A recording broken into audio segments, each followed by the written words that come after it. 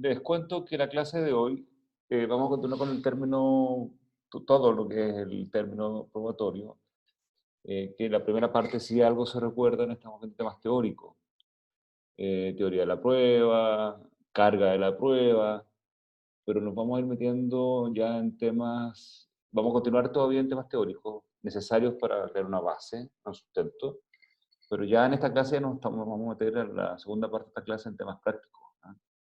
Y el tema probatorio, a la larga, es el que le va a permitir ganar los juicios, a lo menos en primera instancia, y probablemente en segunda, dado que todo lo que han dicho van a tener que demostrarlo. Y ver cómo se demuestra es el punto clave en términos de probatorios. Bien. Muchachos, muchachos, preguntas de materia u otra. ¿Algo que quiera compartir? Abierto.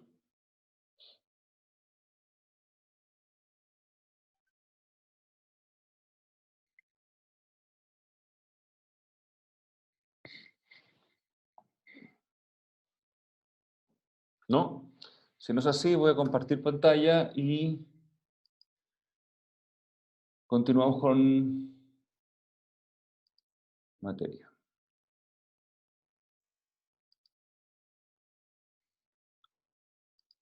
Entonces,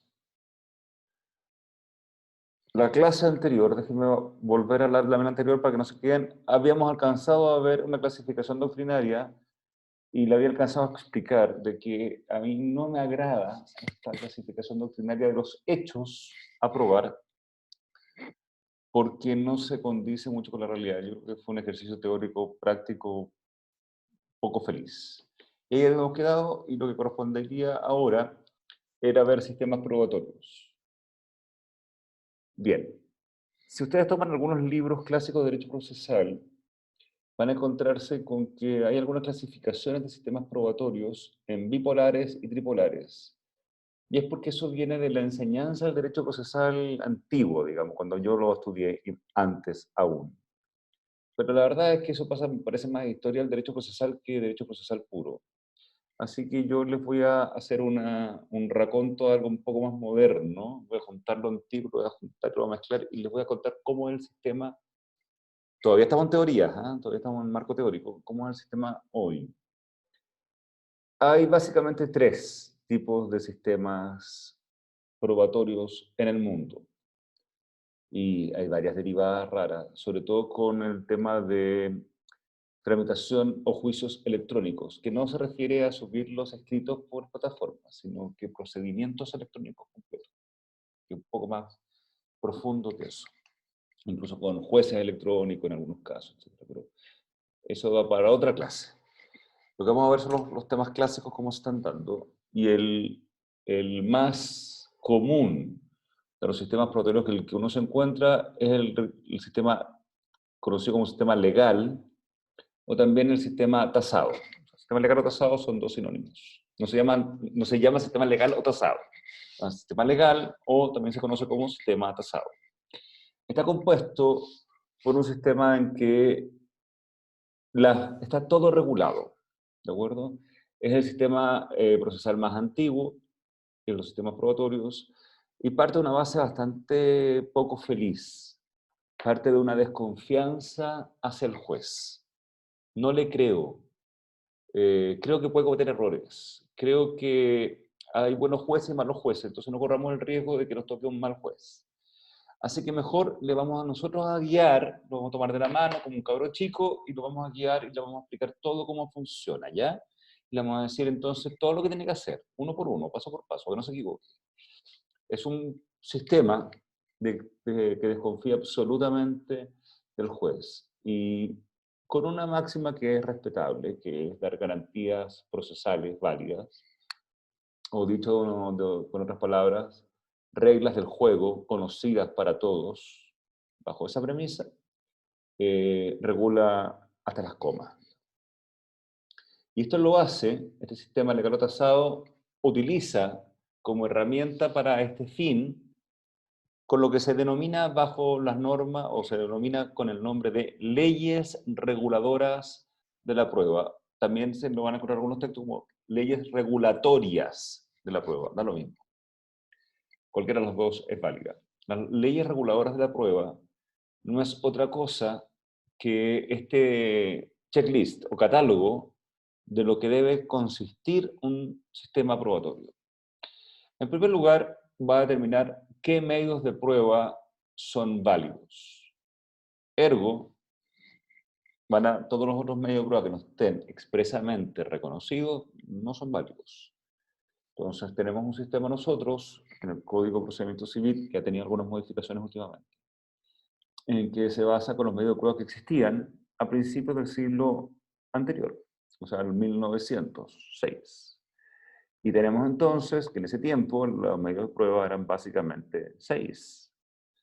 Era la prueba instrumental, la prueba confesional, la prueba testifical, era con las 3 grandes pruebas.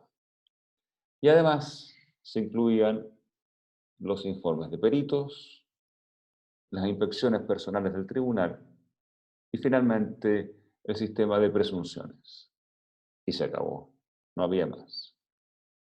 Era impensable pensar en esa época que íbamos a estar hablando de filmaciones, grabaciones de video o de audio, firmas electrónicas y otras cosas más.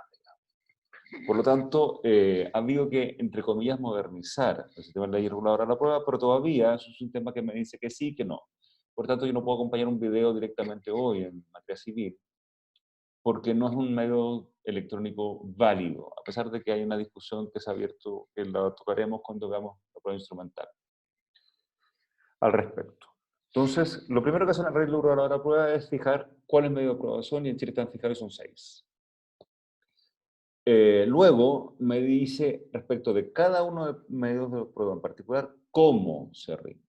Y los documentos debe usted acompañarlos al tribunal. Y se acompañan de esta manera, con esta forma, con estas solemnidades o rigurosidades. Si usted quiere que confiese a alguien, usted tiene que previamente pedirle autorización al tribunal, el tribunal va a fijar una fecha, es cómo se debe rendir. Y esto tiene particular importancia porque hay algunos medios de prueba que su forma de rendirse es formalista. Y si yo me salto una formalidad, pierde valor. Ejemplo, un testigo debe prestar juramento de que va a declarar sobre lo que se le va a consultar. O sea, jura que va a prestar declaración, pero además jura que frente a eso va a decir verdad. Si por algún motivo no jura, o si jura no queda constancia del juramento, ese testimonio no tiene ningún valor, porque es un procedimiento formalista. No cumplió el cómo debe rendirse el medio de prueba. En tercer lugar, un tema que pareciera olvidado, y a mí me gusta recordarlo bastante, que es el cuándo deben rendirse los medios de prueba. Porque como vamos a explicar en un momento más, al final de esta clase, cuando se dan los conceptos de los términos probatorios, se dice que es el plazo o periodo de tiempo que tienen las partes para rendir prueba.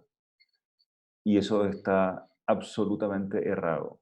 El concepto tradicional de término probatorio, que dice que es el momento que yo rindo prueba, está errado. Porque si yo analizo medio de prueba por medio de prueba, me doy cuenta que la regla general, con una excepción importante, la regla general es que todos los medios de prueba pueden rendirse antes. Documentos los puedo rendir durante todo el juicio, la confesional la puedo pedir desde que presento la demanda o contesto la demanda, etc. Entonces, yo tengo que saber cuándo, porque hay momentos en que ya no puedo rendir prueba. Si ya se venció el término probatorio, no puedo rendir prueba. Si quiero rendir prueba de testigo, ahí estoy frito, ahí tengo que hacerlo dentro del probatorio. Y así. Incluso el medio de prueba que lo podría rendir antes de iniciarse el juicio. Entonces, todo eso no está en libre arbitrio, está regulado el cómo y el cuándo, está regulado en la ley. Luego, hay casos excepcionales en donde se me exige un medio de prueba determinado para probar algo. Me dice, si usted quiere probar la compraventa de un bien raíz, yo le exijo que debe hacerlo a través de la presentación de una escritura pública. Porque las compraventas de bienes raíces en Chile solo se pueden hacer por escritura pública. Y ahí me están exigiendo un medio de prueba. Hay casos también excepcionales donde se excluyen medios de prueba. Me dicen, mire, si usted tiene que entregar o quiere prometer entregar el cumplimiento de la obligación, se refiere, un bien cuyo valor es sobre 2 UTM, eso tiene que probarlo por escrito. Y no le aguanto que me presente testigo. Ahí lo que me están haciendo es excluyéndome un medio de prueba. Me están diciendo, usted no puede presentar testigos para probar la exigencia de una obligación o la promesa del cumplimiento de una obligación que tenga un valor superior a 2 UTM. Finalmente, hay dos puntos que son claves respecto a los sistemas de las leyes reguladoras de la prueba. Uno, es que me van a señalar el valor probatorio de cada medio de prueba. Y dentro de cada uno me van a poner escalas. Y aquí donde se empiezan a confundir para las pruebas, examen y examen de grado, porque yo lo pregunto. Porque yo le pregunto, ¿vale lo mismo un testigo que una confesión? Bueno, el valor probatorio de cada uno. Entonces, va valorando cuánto vale un instrumento, y si bien si son instrumentos públicos o privados, si cumple con este requisito o no cumple. Testigos, va valorando testigos que son fuera del juicio y los valora. Hay tres tipos. Testigos dentro del juicio, y ahí tenemos que ver si son testigos hábiles o inhábiles. Y dentro de los testigos hábiles, si es uno o varios, y si son varios, las 5 categorías más. Es un tema, hay que hacer mapas conceptuales, no hay otra manera de aprendérselo. Y va regulando el valor probatorio de cada uno de los medios de prueba. Pero luego, y finalmente, digamos un tema que no es menor, que es el valor comparativo de los medios de prueba. Porque puedo llegar a los medios de prueba con que una confesión dice blanco y es plena prueba. Y una escritura pública dice negro y es plena prueba. ¿Cómo lo soluciono? Cuando tengo medios de prueba que son contradictorios y tienen el mismo valor probatorio. Bueno, finalmente, las leyes reguladoras de la prueba terminan con un decálogo de 3 reglas para poder determinar cómo vamos a hacer para poder solventar este problema. ¿A cuál vamos a preferir sobre otro? A pesar de que la ley parte dándoles el mismo valor probatorio. La última, escuchen bien, la última regla del sistema de leyes reguladoras de la prueba en relación al valor comparativo entre los medios de prueba, la última regla dice, ya, si no queda otra, usted juez decida por qué prueba es más cercana a la verdad. Ya no me queda otra que confiar en el juez, ya hice lo posible para, si no me queda otra alternativa, bueno, ya que el juez decida. El gran problema de las ventajas y desventajas de estos sistemas está ahí, en la desconfianza absoluta que tiene el sistema de prueba legal o tasado con el juez. Y entonces, ante una pregunta como la siguiente, ¿podría darse el caso de un sistema legal o un sistema tasado, un juez pueda o deba fallar incluso en contra de su propia convicción? Y la respuesta es sí. Sí. Porque si yo tengo medios de prueba que demuestran de que hubo incumplimiento del contrato y el juez cree que no, tiene la convicción que no, pero los medios de prueba están y falla en contra, yo no solamente puedo perseguir la nulidad del fallo a través del recurso de casación, sino que eventualmente podría perseguir la responsabilidad del juez a través de un recurso de queja, no en ese momento, sino cuando ya no me queden más recursos en su contra, producto que justamente falla en contra de las normas regulatorias de la prueba. Entonces, la gran desventaja que tiene este sistema es justamente la desconfianza con el juez, que lo puede llevar incluso a fallar en contra de su propio convencimiento. La gran ventaja que tiene este sistema es que sabemos las reglas del juego de antemano. Sabemos que 2 testigos valen más que uno, sabemos que una prueba confesional prima sobre otras pruebas, sabemos que si se rindieron en tiempo y en forma, el juicio va a tener un resultado que es absolutamente predecible, dentro de lo que puede ser predecible el resultado, etc. Da En ese sentido, da seguridad jurídica. Esa es la gran ventaja que presenta. Y por último, y lo recalqué nuevamente, eh, tiene un sistema que nos permite a nosotros garantizar efectivamente que esto va a ser cumplido, las leyes reguladoras de la prueba, por cuanto si son pasadas a llevar, proceden varios recursos, pero el más fuerte de todos, que va a poder pedir la nulidad del fallo a través de la casación en el fondo, que es materia exclusiva y excluyente de la Corte Suprema, y poder pedir entonces que se enmiende de acuerdo a derecho y se dicte un fallo de reemplazo que sí respete a las normas reguladoras de la prueba. Este es el más fuerte, este rige en Chile en materia civil, solo hoy, tal como así lo estamos presentando, hoy solo civil, con bemoles, digamos. O sea, efectivamente no es tan así, tiene normas que se han ido agregando que permiten cierta discrecionalidad por parte del juez, pero así como en bruto, este es el sistema que rige hoy en materia procesal civil, y mientras no entre la reforma procesal civil en funcionamiento, para lo cual falta un buen tiempo, con esto nos va a tocar vivir un buen tiempo más. Como en el Vox. Y en la otra esquina, ya, por acá tenemos entonces el sistema de prueba legal y nos vamos al otro extremo y llegamos al sistema de la libre convicción.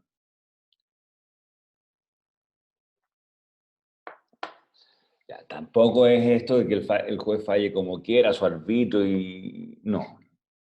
El sistema de la libre convicción, efectivamente, aquí el juez falla según su criterio, ¿de acuerdo? Esa es su principal característica. Él va a fallar según su propio convencimiento, pero dentro de esto hay más aristas, pero las tres más importantes, las tres formas clásicas en que se da un sistema de libre convicción son los siguientes. Sistemas en los que se señalan los medios de prueba, pero se le da la posibilidad que el juez lo aprecie libremente, con un límite. Se dice que me explique por qué. ¿Sí? De acuerdo. Entonces, por ejemplo, el sistema de los árbitros arbitradores recibe los medios de prueba que la ley establece, si las partes lo han determinado, y el juez va a fallar según su criterio, pero tendrá que explicar por qué llegó a ese razonamiento. Pero podríamos encontrarnos con sistemas en que, que no se señalan los medios de prueba, pero el juez simplemente dice quién ganó. También hay sistemas de árbitros arbitradores que pueden llegar a hacer esto. Por ejemplo, el sistema de canalistas, el árbitro que va a resolver esta controversia va a ser el presidente de la Asociación de Canalistas y él va a decir si efectivamente se usaron o no se usaron mal las aguas, punto, ¿no? Él ni siquiera es abogado y por tanto no le va a exigir más remedios que eso. También hay sistemas que es de libre convicción total, o sea, no hay límites de prueba y ni siquiera tengo que decir por qué. También se le conoce como sistemas de jurado, así con el derecho romano, con el dedito para arriba o el dedito para abajo, o el jurado que ustedes ven en las películas, qué sé yo. Y este sistema también está en Chile, ¿eh? El sistema de jurado. Cuando el Senado actúa como órgano jurisdiccional en los juicios políticos, por destitución de un ministro, por ejemplo, o en el caso que se trató de hacer en algún momento, pensar después del 18 de octubre, que se podía destituir a Piñera, si hubiésemos llegado a eso, el Senado tiene que votar con dedito para arriba, dedito para abajo. Ahora a ellos les encanta explicar por qué votan así o qué sé yo. Lo pueden hacer, pero no necesita, basta con decir apruebo o rechazo. Punto. Así que estos sistemas de libre convicción también están en nuestro sistema procesal. Existen. Bastante disminuidos, en casos muy especiales, pero están. Y tenemos el sistema de la sana crítica, que es como un sistema intermedio, en el medio. Eh, Recibe dos nombres, por si lo ven en algún libro que ustedes revisen o algo, también tiene el nombre del sistema de la racional, o también de fallo en conciencia. Tienen esas tres. La gente tiende a confundir el fallo en conciencia con el libre convicción, pero no. Cuando se habla que se falla en conciencia, y ojo, curiosamente nuestro legislador en base a un procedimiento dijo que falla en conciencia. se refiere al sistema de la sana crítica, no al de la libre convicción. Tiene dos características, perdón, que son inherentes al sistema de la sana crítica. Podemos encontrar sistemas en que se señalen o no los medios de prueba. ¿Qué me refiero con eso? Por ejemplo, en materia procesal penal están señalados los medios de prueba y la forma como se rinden. Lo mismo ocurrirá en materia laboral o familia. Lo que sucede es que no se limitan a esos medios de prueba. Yo podría acompañar nuevos medios de prueba que no estén contemplados en la ley. Y será el juez el que podrá decir si los acepta o no esas pruebas. Puede decir si la prueba es sobreabundante o no y limitar las pruebas. Puede decir que esas pruebas son pertinentes o no e impedirme las pruebas, etc. Por tanto, el sistema de la sana crítica podemos encontrar un barniz amplio de colores, de posibilidades. Y encontrar, por ejemplo, de que están señalados los medios de prueba o señalar que es de libre convicción y solamente regular la confesión, testigo, documento, no tengo idea. ¿De acuerdo? Un segundo que me está escribiendo una alumna de este curso. Ok. Eso es en cuanto a los medios de prueba. Pero lo más importante del sistema de la sana crítica no está ahí. Lo más importante es la manera como se falla en un sistema de sana crítica. Y se falla según los principios de la lógica y de las máximas de experiencia. ¿Qué significa eso? Que usted tiene que tener en consideración a dos elementos para poder fundamentar el fallo. Las máximas de experiencias varían. No es la misma mi experiencia que la que tienen ustedes. No es la misma experiencia la que tiene un juez que tiene 10 años en el ejercicio de la profesión que uno que tiene un año. Es más, no es la misma experiencia que tengo yo ahora que la que yo tenía hace 10 años atrás. Con esto le estoy explicando es que las máximas de experiencias son diferentes. Yo podré no estar de acuerdo con un juez, pero no tengo forma de poder criticar, presentar un recurso, atacar la experiencia del juez. Es decir, usted es un descriteriado, tiene poca experiencia, por ejemplo. O la experiencia de los demás jueces es distinta a la suya. Porque lo que se le exige es que él falle según su experiencia. Buena, mala, mucha, poca, bonita o fea. Por tanto, si falla de acuerdo a su experiencia, lo hizo bien. No hay forma que yo, a través de un recurso, pueda atacar ese fallo. Y si lo hago, aparte de producir algunas carcajadas en los tribunales, no va a llegar a ningún puerto. Distinto es los principios de la lógica.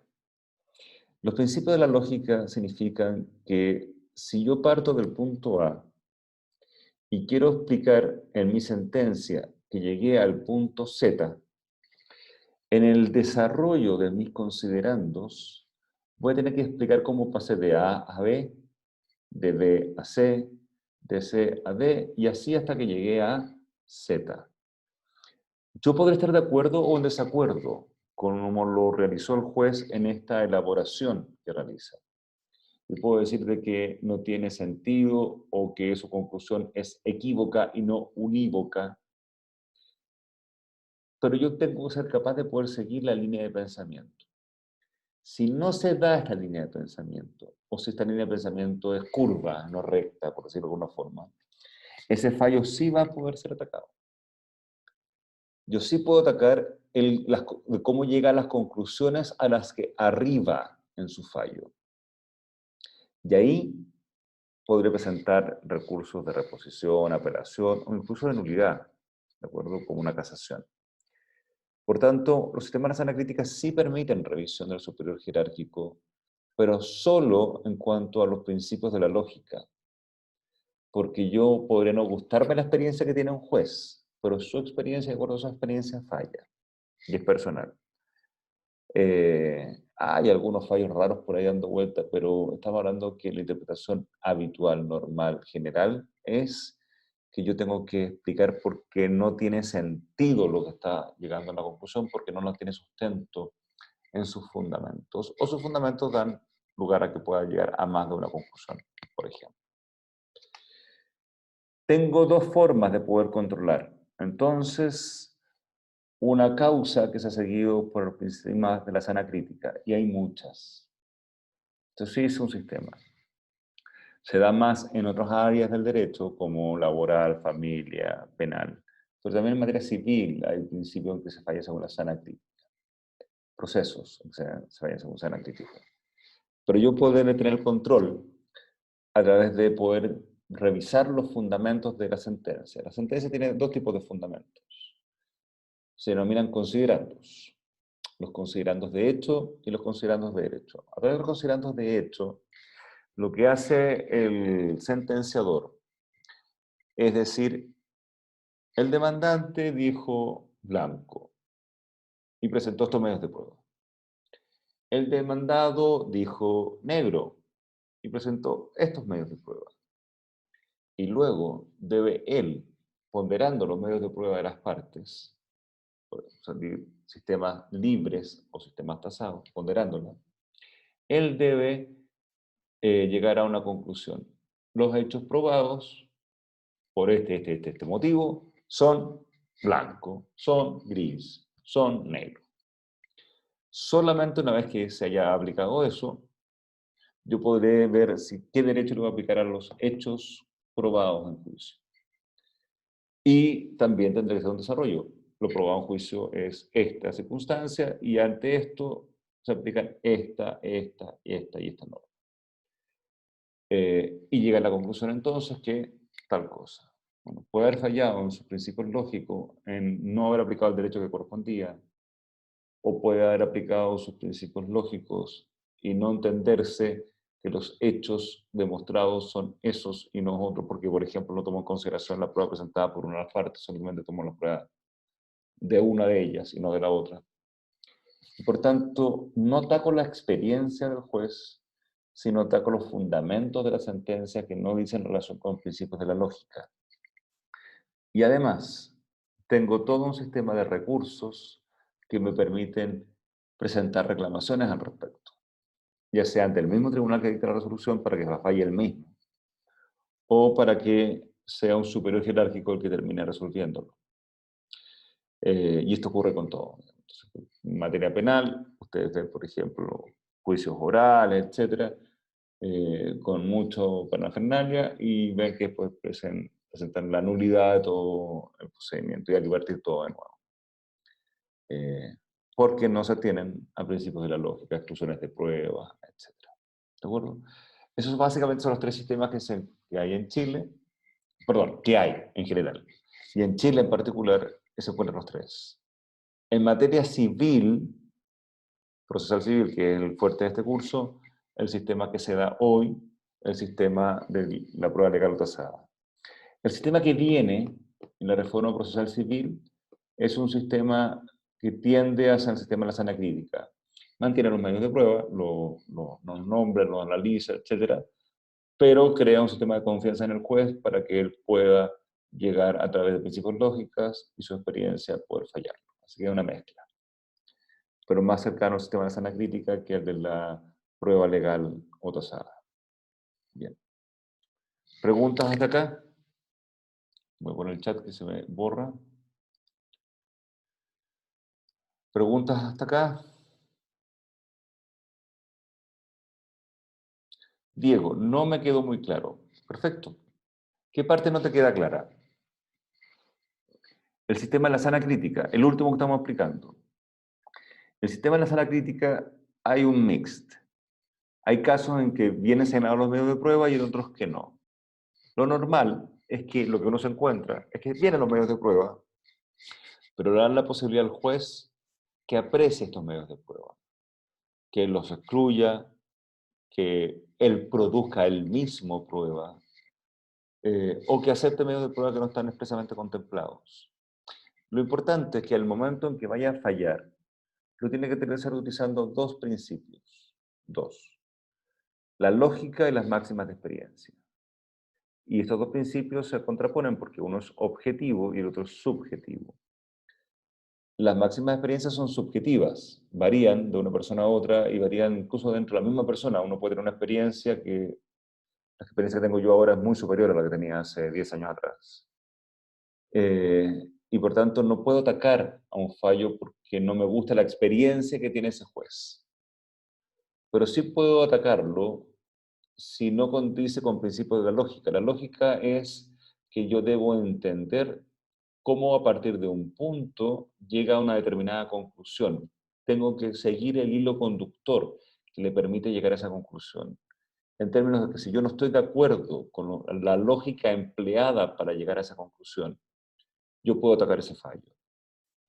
Eh, yo ataco los fallos entonces, revisando los fundamentos que tiene esa sentencia, fundamentos de hecho y fundamentos de derecho, para ver por qué hizo lo que hizo y cómo llegó a la conclusión a la que llegó.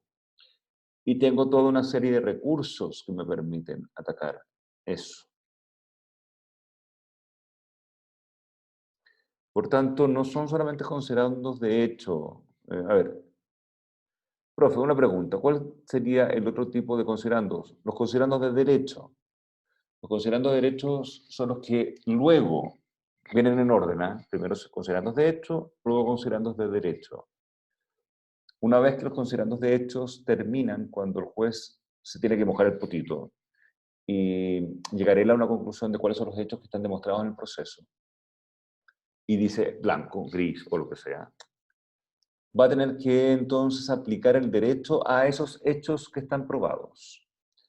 Pero podría aplicar mal el derecho, podría aplicar normas que no corresponden a esa circunstancia, o aplicar la que corresponde, pero de una manera inadecuada. En ese caso, no tiene lógica el fallo al que se está llegando, porque si hubiera apreciado la norma que corresponda, o de la manera que corresponde apreciarla, la conclusión hubiera sido otra. Por tanto, puede fallar en los hechos un juez. No da por probado algo, no da por probar la relación contractual, por ejemplo, y está absolutamente probado. O puede fallar en la aplicación del derecho. En ambos voy a aplicar los principios de la lógica para ver a qué conclusión se arriba. ¿De acuerdo? Entonces, aparte de los considerandos de hecho, Javiera, están también los considerandos de derecho. Diego dice, pero profesor, el principio de máximas de experiencias solo consiste en una subjetividad del juez. ¿No hay forma de tener mayor certeza en este principio? A ver, la certeza te lo va a dar la lógica que aplica al juicio. Obviamente, si el tipo es un descriteriado, y los hay, tú vas a atacar ese juicio por el tema de las máximas experiencias. Te voy a poner un ejemplo real que ocurrió, si no me equivoco, en Antofagasta, ya hace unos años atrás, cuando partió la reforma procesal laboral, el nuevo sistema laboral, ¿de acuerdo? Consistía en un despido que fue calificado como injustificado, o sea, fue justificado, pero el trabajador demanda diciendo que es injustificado, y el caso consistió en lo siguiente. En un momento de rabieta absoluta, se sube uno de los trabajadores arriba de la mesa donde trabajaban varios compañeros. Disculpen, el caso no es muy bonito, pero real. Se bajó los pantalones y empezó a mear los computadores que estaban sobre la mesa, e invitó al resto de sus compañeros que hicieran exactamente lo mismo, que mearan los computadores. Aparte del escándalo, las circunstancias, todo lo que significa esto, el tipo fue despedido. Y el tribunal llegó a la conclusión, de acuerdo a la experiencia del juez, que ese despido había sido injustificado. Así lo dijo el tribunal. Obviamente esto subió luego a la Corte de Apelaciones de Antofagasta. Y lo importante es que casi se pierde el juicio porque están atacando a la poca experiencia que tenía el juez laboral, bueno, son jueces nuevos, no tenían... Y no ese es el punto. El punto es que para determinar si el despido era justificado o no, tenía que demostrar cuál era el camino de su raciocinio para llegar a esa conclusión. Y tenía baches importantes, o sea, en vez de ir A, B, C, A, M, Z, pero no explicaba cómo pasó de la A a la M y de la M a la Z, ¿de acuerdo? Por tanto, es absolutamente suficiente como defensa tuya frente a un juez descriteriado el atacar el principio de la lógica, el raciocinio que él emplea para llegar a una conclusión. Pero si tú quieres demostrar de que debe caer el juicio porque el juez es un descriteriado, no vas a llegar a ninguna parte, a ninguna. Tienes que atacar el raciocinio que él emplea para poder dar por acreditados hechos o la aplicación del derecho. Diego, ¿más claro? Perfecto. Siento, el ejemplo no es muy bonito, pero es un ejemplo, llamó mucha atención en su principio.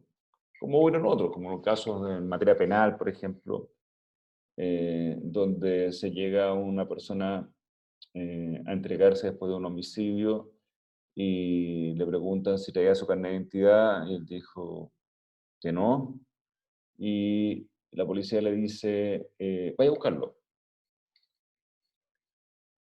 La cueva fue que fue a buscarlo y volvió, digamos. Imagínense que se va y no vuelve nunca más, digamos, se hubiera arrepentido. O esa juez, que dejó en libertad también a un delincuente porque esa noche de un fin de semana había pronosticada lluvia y era posible de que no tuviera espacio en el penal y quedara a la intemperie y se iba a mojar. Y era un delincuente peligroso. O sea, de que nos encontramos frente a problemas de criterios en el sistema judicial no hay ninguna duda. Estoy dando algunos ejemplos así como extremos, pero de criterios hay, y muchos. Pero para eso tenemos los controles, justamente.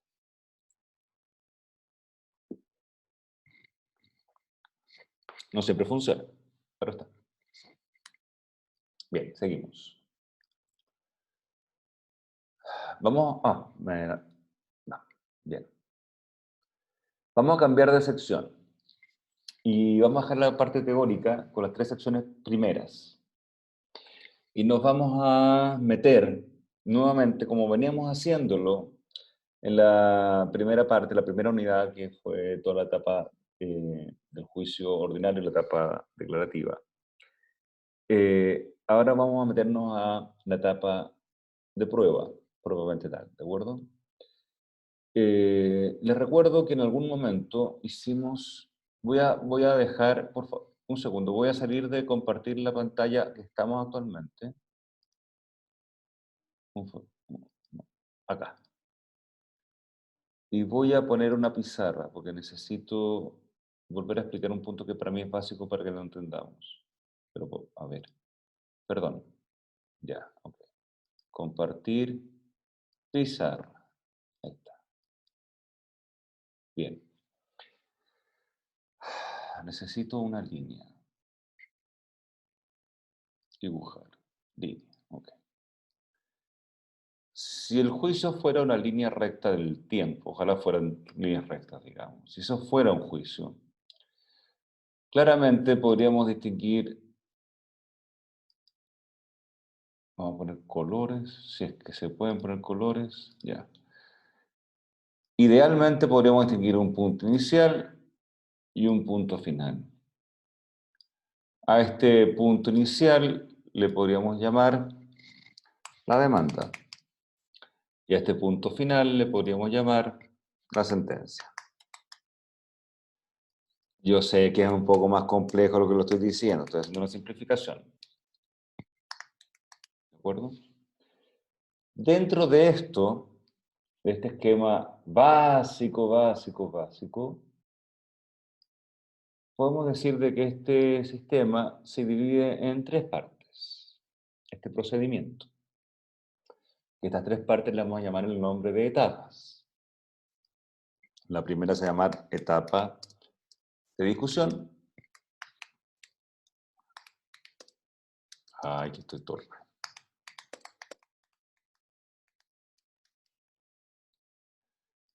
La segunda etapa le vamos a llamar etapa de prueba. Y la tercera la vamos a llamar etapa de sentencia.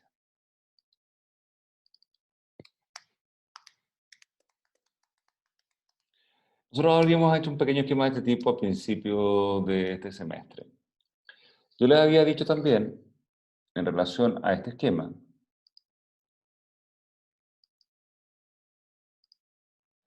de que teníamos bisagras, teníamos divisiones que permitían distinguir cuándo pasamos de la etapa de discusión a la etapa de prueba y cuándo pasamos de la etapa de prueba a la etapa de sentencia. Teníamos unas bisagras, ¿verdad? Unas líneas que me permitían dividir esto. Lo importante es que en ambos casos, estas líneas que me permiten dividir la etapa de discusión de la etapa de prueba y la etapa de prueba de la etapa de sentencia, están formadas por resoluciones. Y estas resoluciones no forman parte de ninguna de las etapas. Son bisagras, son una puerta. ¿De acuerdo? La primera resolución que está acá, que es la que me entre etapa de discusión y etapa de prueba, se conoce vulgarmente, cosa que vamos a aclarar en la clase de hoy, como auto de prueba. Ese es el nombre con que se le conoce.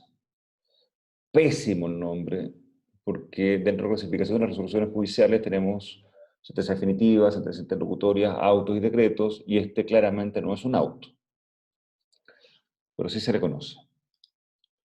Y frente la bisagra que nos va a permitir pasar de la etapa de prueba a la etapa de sentencia, o eventualmente directamente de la etapa de discusión a la etapa de sentencia, es la citación a oír sentencia.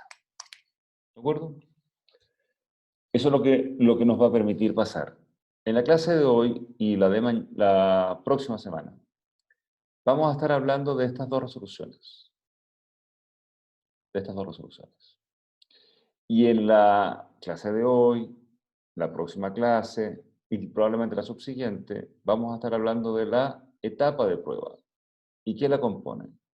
Y si yo me voy acá, a la etapa de prueba, voy a determinar que hay tres elementos que la componen.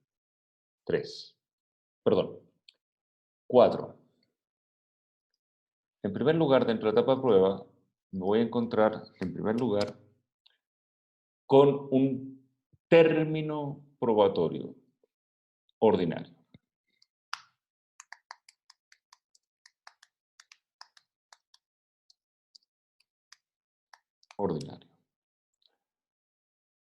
En segundo lugar, me salí, lo siento. En segundo lugar, voy a probar con un término probatorio extraordinario. En tercer lugar, podría eventualmente, el término probatorio extraordinario puede que no esté, podría estar, con un término probatorio especial. Y en cuarto lugar, una vez terminados ya el o los términos probatorios, porque el que siempre va a estar el término probatorio ordinario, pero eventualmente pueden haber más términos probatorios. Pero terminados estos, uno o más, está la posibilidad que tienen las partes de presentar un escrito de observaciones a la prueba rendida. No importa qué me pase. Rendida. Entonces, si yo les digo, un segundo, si yo les digo dentro de la etapa de discusión, ¿qué me debería encontrar normalmente? Ustedes van a decir una demanda, una contestación de la demanda, una réplica, una dúplica y después un llamado obligatorio de conciliación. Entre la pregunta, ¿y en la etapa de prueba con qué me podría encontrar? Usted me tiene que responder, se debería encontrar usted dentro de la etapa de prueba con un término probatorio ordinario, un término probatorio extraordinario, un término probatorio especial y observaciones a la prueba rendida. Quiero ser tajante en esto porque en muchas oportunidades me he encontrado con que tienden a confundir etapa de prueba con término probatorio y no son lo mismo. Dentro de la etapa de prueba hay términos probatorios. ¿Por qué tiene importancia esto?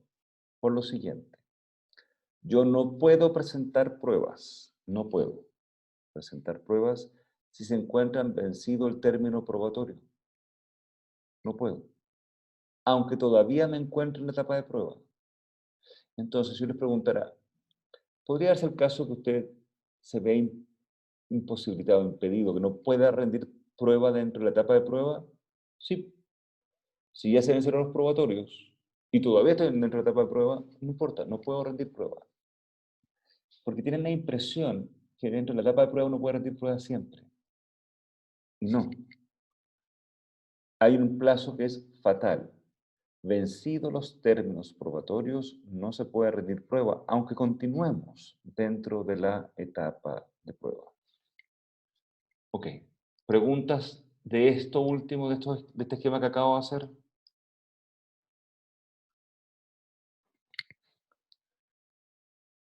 Les va a quedar grabado además, pero lo tengo que sacar para partir con la siguiente parte de la clase. ¿Alguna pregunta? ¿No? Bien. Entonces, voy a dejar de compartir lo que estoy ahora en la pizarra. Voy a compartir la presentación. Voy a poner el chat. Y muchachas y muchachos, vamos a dar el primer recreo de 15 minutos para que a la vuelta hablemos de la recepción de la causa a prueba. ¿De acuerdo? Bien. Entonces, son 15 minutos de recreo.